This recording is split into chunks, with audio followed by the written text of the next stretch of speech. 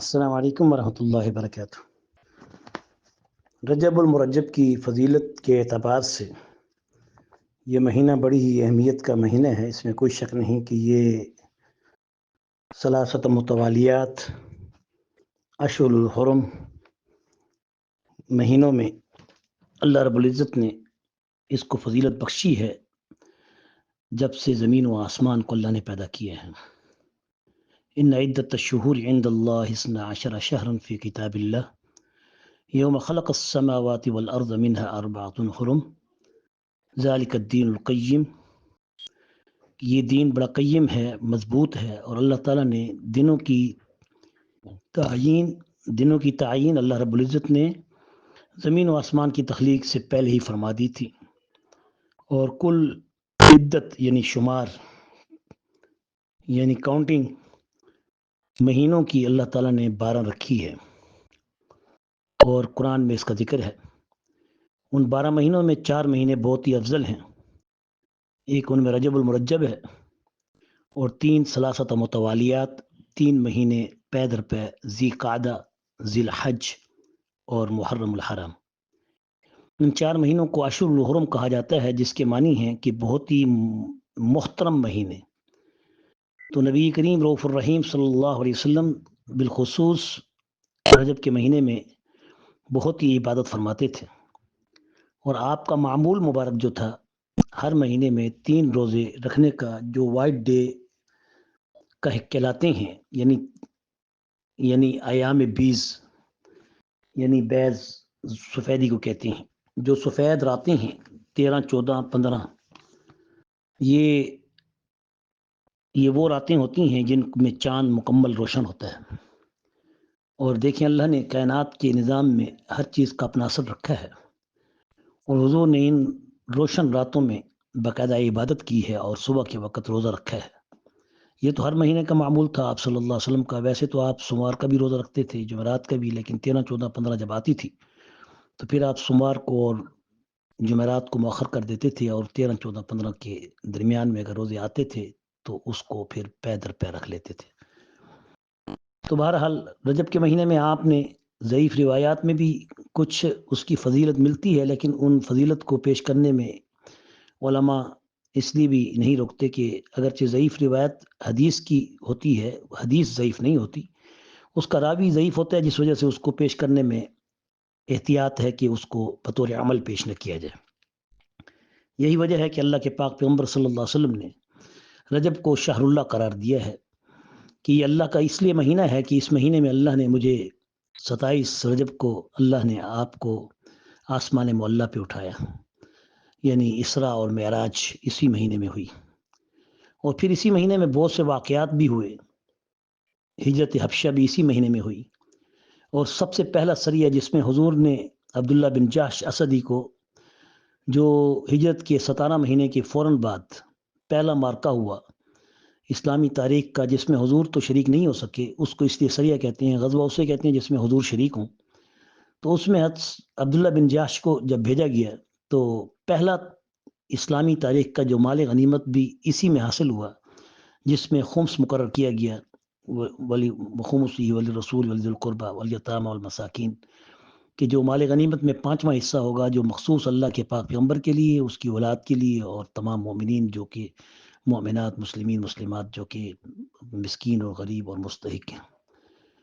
اور یہ اسی میں پہلا شہید بھی ہوا اور پہلا قیدی بھی ہوا۔ اسی طرح رجب کے مہینے میں غزوہ تبوک بھی ہوئی، جو آخری غزوہ ہے، 9 ہجری کو ہوا، ماہ رجب میں پیش آیا، جسے ذات العسرہ بھی کہتے ہیں۔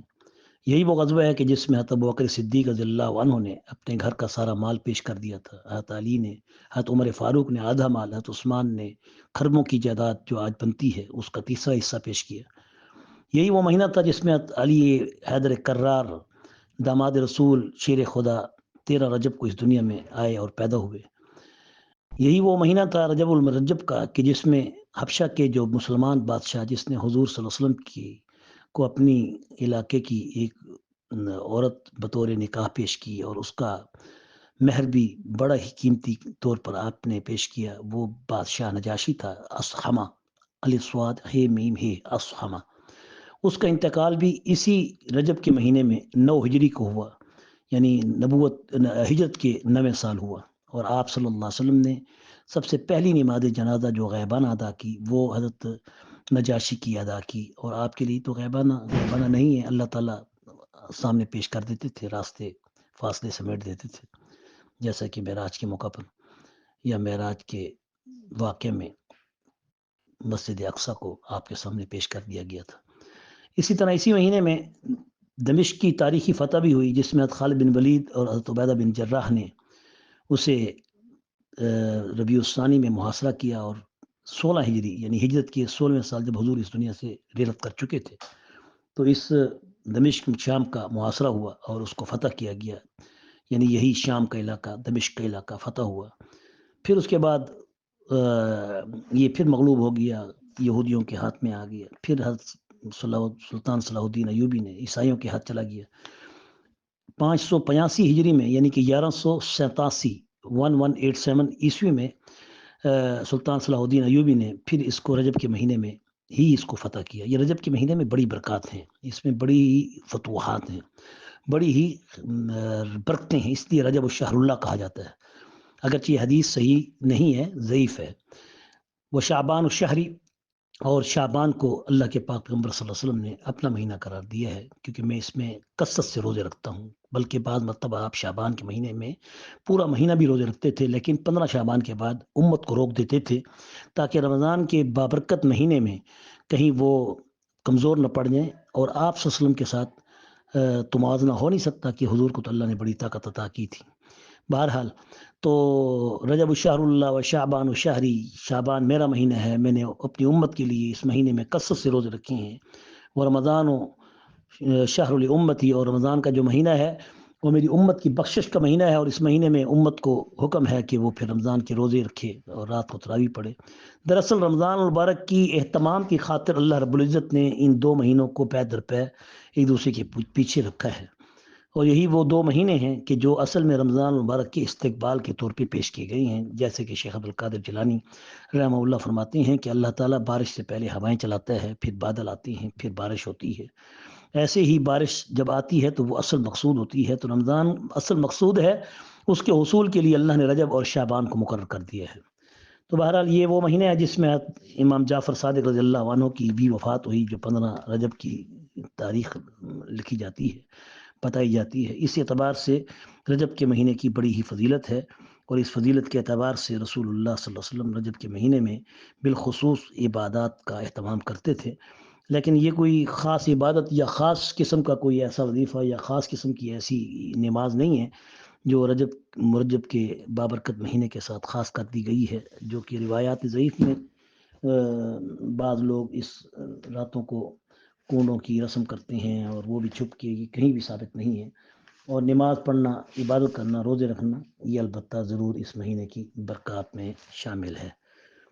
اور اللہ تعالی ہم سب کو رمضان مبارک کی قدر کرنے کے لیے، اس لیلۃ القدر کو حاصل کرنے کے لیے اس مہینے کی برکتیں ہم سب کو عطا کرے، اور اس مہینے میں کثرت سے چوتھے کلمے کی، کیونکہ چوتھا کلمہ انسان کی تجدید ایمان ہوتا ہے، لا الہ الا اللہ وحدہ لا شریک لہ لہ الملک ولہ الحمد